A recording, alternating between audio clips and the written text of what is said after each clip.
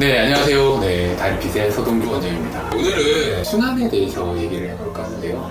많은 분들이 오셨을 때 나는 팔다리가 잘 부어요, 혹은 얼굴이 붓는다, 여러 부위가 붓는 증상으로 많이 들어오십니다. 보통 붓는다고 하면요, 많은 분들이 신장이 안 좋거나 심장이 안 좋거나 이렇게 이제 주요 장기들이 안 좋은 것들을 많이 생각들을 하시죠.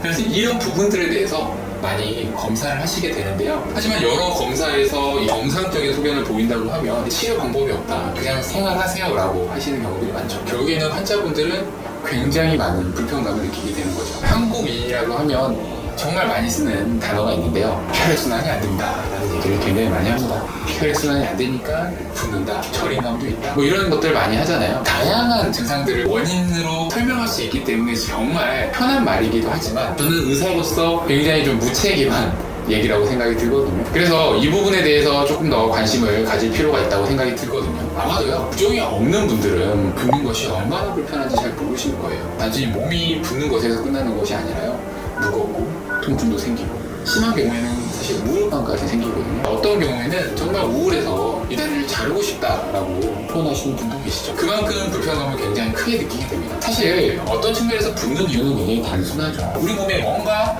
순환 장애가 생겼기 때문에 그렇습니다. 심지어 최근에 미국의 정맥 림프학회에서는 모든 부종은 림프 부종이다 라는 얘기를 조금 하기도 했었죠. 순환 계통은요, 일반 혈관 시스템과 림프 시스템으로 이루어져 있는데요, 우리 몸은 정말 고도화된, 체계화된 상하수도 시스템이 갖춰져 있는데요, 폐에서 산소화된 이런 혈액은 심장에서 열심히 펌프질을 해주죠. 영양분이 많고 산소가 풍부한 혈액을 동맥과 모세혈관을 통해서 각각의 장기들의 영양분을 공급하게 됩니다. 그런 대사 과정을 거친 혈액과 이 노폐물들은요, 다시 모세혈관과 정맥을 통해서 배출되게 됩니다. 배출 과정에 참여하는 것이 바로 림프라는 시스템을 통해서 이루어지게 되는데요, 이런 배출 시스템에 문제가 생기게 되면 대표적으로 붓게 되는 것이죠. 실제 수술을 하다 보면 림프관을 찾기가 굉장히 힘들어요. 정맥혈관 근처에 보통 림프관이 있는데요, 그래서 수술 후에 림프관이 손상되면서 여러 후유증을 남기게 될 수 있죠. 눈에 잘 안 보일 정도로 작고 가늘지만 균형의 입장에서는 굉장히 중요한 역할을 하는 게 림프입니다. 림프관은 대표적인 역할은요, 지방이나 지용성 영양소들의 흡수와 노폐물의 배출의 역할을 하게 되는데요, 그래서 복부나 가슴에 주요 림프관이 손상되면 복강내나 흉곽내에 이 하얀 기름 덩어리들, 지방액들이 차는 경우들이 있죠.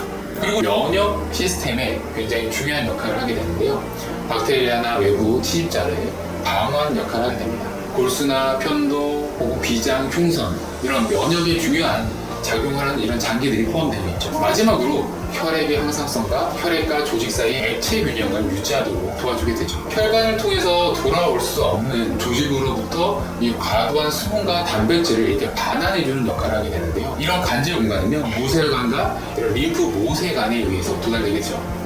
동맥 모세혈관에서 조직에 도달하는 이 혈장의 90%가 정맥 모세혈관에 의해서 되돌아오죠. 나머지 10%는요, 이 림프에 의해서 배출되게 되는데요, 이렇게 매일 약 한 2에서 3리터 정도가 반환된다고 보시면 됩니다. 그리고 이 액체에는 혈관을 통해서 운반하기에는 너무 큰 단백질들이 포함되어 있죠. 탐투압이라고 하는 액체 이동에서 굉장히 중요한 문제이기 때문에 이 림프관이 제 기능을 하지 못하게 되면 체액의 이동이 원활치 않게 되면서 붓게 되는 거죠. 림프액은 혈관과 다르게 심장에서 이렇게 펌핑해주는 기관이 있지 않고 보통 혈관의 압력에 의해서 이동한다고 볼 수 있습니다. 혈관 벽, 림프관 벽에는요, 판막이라는 밸브가 있거든요. 림프의 음식음을 제어하는 데 도움을 주죠. 이 사이클에 문제가 생기게 되면 우리 몸이 붓게 되는 거죠. 얼굴이 부으면 화장도 잘 안 먹고 푸석푸석해 보이고 살쪄 보이잖아요. 아무리 운동을 하고 식사량이 많지 않은데도 살이 안 빠진다, 그런 분들은 실제로 림프순환이 잘 안 되면서 우리 몸에 노폐물이 쌓이고 체액이 쌓이면서 부으면서 살이 잘 안 빠지는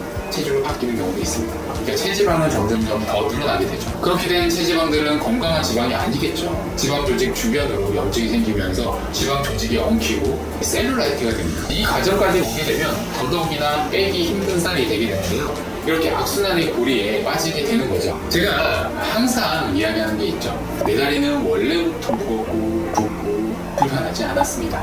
내 몸은 원래부터 피곤하고 무기력하지 않았죠. 원래 이렇다고 생각하는 것은요, 결국에는 내 몸을 혹사시키고 망가뜨리는 행동이다라는 거예요. 이제는 100세 시대는 옛말이죠. 150세 시대가 다가왔어요. 아마 현재를 살아가는 사람들은 여러 환경의 발전과 의료기술의 발달로 인해서 평균 수명도 더 늘어날 것으로 보고 있어요. 하지만 수명만 늘어나고 그 삶을 건강하지 못하게 사는 것은 의미가 없겠죠. 수명이 늘어난 만큼 건강한 삶을 영위하는 것이 중요한지를 아실 시기라고 생각이 듭니다. 그러기 위해서는 겉을 꾸미는 것도 중요하겠지만 그보다는 순환 관리에 더 신경을 쓰셔야 되지 않을까 싶습니다. 오늘 이 시간에는 순환 관리가 얼마나 중요한지에 대해서 얘기해보는 시간을 가져봤습니다. 감사합니다. 지금까지 서동규였습니다.